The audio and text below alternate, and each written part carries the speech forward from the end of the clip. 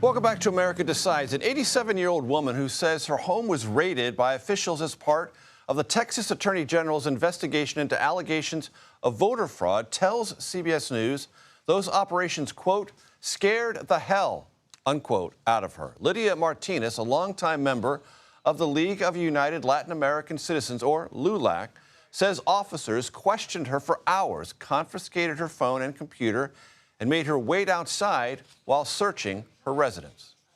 I said, let me get dressed. And she says, oh, go outside. What were you wearing? My nightgown, and I had all these policemen around me. It was embarrassing, humiliating. I was so angry. It was horrible. Texas Republican Attorney General Ken Paxton's office said last week it is investigating what it said were allegations that some organizations in Texas have in the past unlawfully registered non-citizens to vote or engaged in what they described as vote harvesting. Paxton's office has not responded to LULAC's claims that these searches are illegal or its demands for the Justice Department to investigate the tactics of the Attorney General's investigators. Nidia Cavazos is in San Antonio and joins us now. Nidia, you were with our colleague Omar Villafranca during that interview. What else did you learn in the course of that conversation?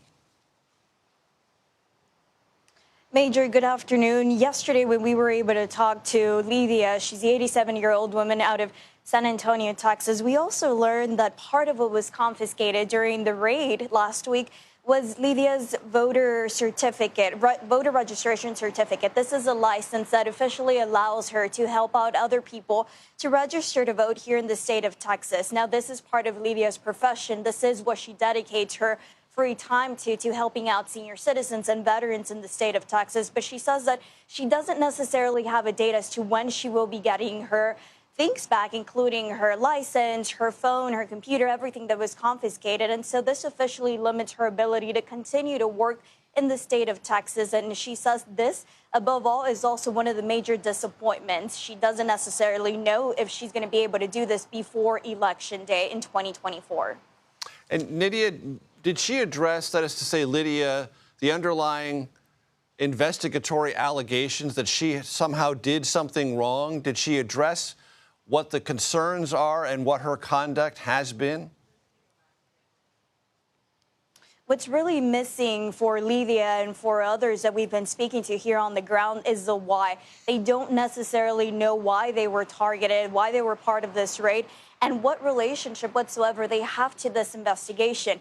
We know that all of this is part of the Election Integrity Unit from the Paxton's office, and this is a unit that was created back in 2020 in the aftermath of Trump's laws in 2020 and also claiming widespread voter fraud across the country. And so these people are trying to figure out what exactly is their role and if they're going to be able to gather their stuff back and have it in time to also continue doing the work they were doing as community leaders here in San Antonio. Worth noting that those allegations of widespread national voter fraud in 2020 were never, ever legally substantiated. CBS News first obtained a letter from LULAC to the Department of Justice. Nidia, what does it reveal?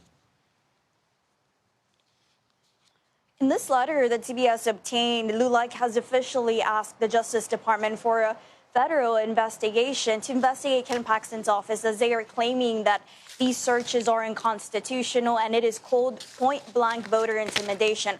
On one side, of course, we have claims that this is potential voter fraud, but LULAC is certain that this is just another tactic from Paxton's office and efforts to intimidate voters and to undermine the role that Latino voters will have in the state of Texas for the general elections and also across down-ballot races in November. Nidia Cavazos coming to us from San Antonio. Thank you very, very much.